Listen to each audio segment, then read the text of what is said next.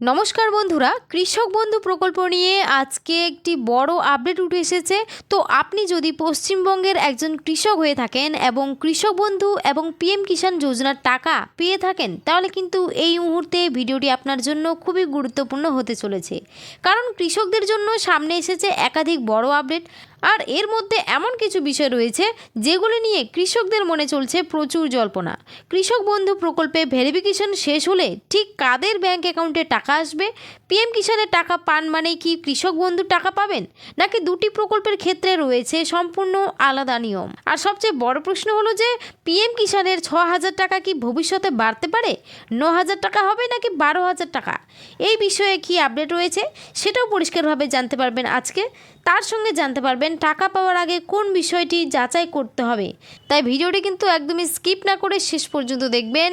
আর বলবো, চ্যানেলটিতে যদি কেউ নতুন দর্শক হয়ে থাকেন অবশ্যই চ্যানেলটিকে সাবস্ক্রাইব করে পাশে থাকবেন।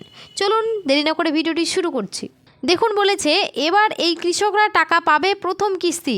কৃষক বন্ধু প্রকল্পে কারা টাকা পাবেন? নতুন আপডেট, পিএম কিষাণের টাকা কি বাড়তে পারে? চলুন এই বিষয়ে আজকে কি উঠে এসেছে সেগুলো এখন আলোচনা করি। দেখুন, কৃষক বন্ধু প্রকল্পে বছরে দুটি সমান কিস্তিতে অর্থাৎ খরিফ ও রবি মরশুমে আর্থিক সহায়তা দেওয়া হয়। এপ্রিল থেকে সেপ্টেম্বর মাসের মধ্যে খরিফ মরশুমের জন্য প্রথম কিস্তির টাকা পাওয়া যায়, আর রবি মরশুমের দ্বিতীয় কিস্তির টাকা অক্টোবর থেকে মার্চ মাসের মধ্যে দেওয়া হয়। যাদের 1 একর বা তার বেশি চাষযোগ্য জমি রয়েছে তাদের বছরে 10,000 টাকা করে দেওয়া হয়, আর যাদের 1 একরের কম জমি রয়েছে তাদের বছরে 4,000 টাকা করে দেওয়া হয়। এছাড়াও 18 থেকে 60 বছর বয়সী কোনো সুবিধাভোগী কৃষকের মৃত্যু হলে তার বৈধ উত্তরাধিকারীকে 2 লক্ষ টাকার এককালীন অনুদান দেওয়া হয়। কৃষিমন্ত্রী দুধকুমার মণ্ডল বলেছিলেন, এই কৃষক বন্ধু প্রকল্পে তৃণমূল সরকার থাকাকালীন প্রচুর দুর্নীতি ও অনিয়ম হয়েছে। সেই কারণে ভেরিফিকেশনের সময় প্রায় 30 লক্ষ নাম বাদ পড়তে পারে বলে জানা যাচ্ছে। অন্যদিকে মুখ্যমন্ত্রী শুভেন্দু অধিকারী জানিয়ে দিয়েছে যে সমস্ত কৃষক কেন্দ্রীয় সরকারের পিএম কিষাণ প্রকল্পে নথিভুক্ত হবেন না। অর্থাৎ যারা পিএম কিষাণ প্রকল্পের টাকা পাবেন না তারা কৃষক বন্ধু প্রকল্পের মাধ্যমে বছরে মোট 4,000 টাকা করে পাবেন।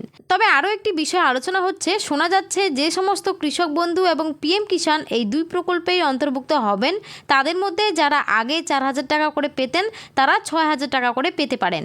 তবে এখনও এই 6,000 টাকার বিষয়ে সরকারের তরফে কিছুই জানানো হয়নি। সূত্রের খবর অনুযায়ী কৃষক বন্ধু প্রকল্পে আগস্ট মাসের শেষ সপ্তাহের দিকে টাকা দেওয়া হতে পারে। তবে ভেরিফিকেশন প্রক্রিয়া কত দ্রুত সম্পন্ন হচ্ছে তার উপর বিষয়টি নির্ভর করতে পারে। পিএম কিষাণ প্রকল্পে আবেদন করতে হলে জমির রেকর্ড থাকতে হবে 1 ফেব্রুয়ারি 2019-এর আগে। যে সমস্ত কৃষক জনকল্যাণ শিবিরে গিয়ে পিএম কিষাণ প্রকল্পের ফর্ম জমা করেছিলেন তাদের ডকুমেন্টস এখনও ভেরিফিকেশন করা হচ্ছে। যাদের ডকুমেন্টস সঠিক থাকবে তাদের নাম পোর্টালে তোলা হবে। সূত্রের খবর অনুযায়ী এই উপভোক্তারা আগামী 24 নম্বর কিস্তির থেকেই টাকা পেতে শুরু করবেন, অর্থাৎ প্রতি কিস্তিতে 3,000 টাকা পাওয়ার কথা বলা হয়েছে। সেই সঙ্গে আরও একটি বড় আপডেটের কথা জানানো হয়েছে। আগে পিএম কিষাণ প্রকল্পের মাধ্যমে বছরে 3টি কিস্তিতে মোট 6,000 টাকা করে দেওয়া হতো, কিন্তু বাজেটে পিএম কিষাণ প্রকল্পের আর্থিক সহায়তার আরও 3,000 টাকা করে বাড়ানো হয়েছে বলে জানানো হয়েছে। অর্থাৎ বছরে 3টি কিস্তি মিলিয়ে মোট 9,000 টাকা করে দেওয়া হবে বলে তথ্য পাওয়া যাচ্ছে। সেই সঙ্গে কৃষক বন্ধু প্রকল্পের আর্থিক সহায়তা ও ভবিষ্যতে বাড়তে পারে বলে শোনা যাচ্ছে। কত টাকা করে বাড়তে পারে সেই বিষয়ে এখনও কোনো নির্দিষ্ট আপডেট আসেনি। তবে আগামী দিনের কৃষক বন্ধু প্রকল্পের আর্থিক সহায়তা বাড়তে পারে এমন খবর পাওয়া যাচ্ছে। দেখুন, এরপরে বলেছে কৃষক বন্ধু ভেরিফিকেশন ফর্ম কেন বাতিল হচ্ছে, কী কারণে বাতিল হচ্ছে সেই বিষয়ে নিচে দেখুন বলেছে, আপনারা যারা কৃষক বন্ধু ভেরিফিকেশন ফর্ম জমা করেছেন তাদের মধ্যে অনেকের ফর্ম রিজেক্ট হচ্ছে। 1 নম্বর কি, এমন অনেক কৃষক রয়েছেন যারা একটি জমির কাগজপত্র দেখিয়ে টাকা পাচ্ছিলেন এবং কৃষক বন্ধু প্রকল্পের ভেরিফিকেশন ফর্ম জমা দেওয়ার সময়েও সেই একই জমির রেকর্ড ব্যবহার করেছেন। এই ধরনের ফর্ম রিজেক্ট করা হচ্ছে বলে জানা যাচ্ছে। মনে রাখবেন, একটি জমির কাগজপত্র দেখিয়ে শুধুমাত্র একজন কৃষকেই আর্থিক সহায়তা পাবেন। 2 নম্বর কারণ বলেছে, অনেক সময় দেখা যায় অনেকেই ফর্মে কেবিআইডি নম্বর ভুল দিয়েছেন।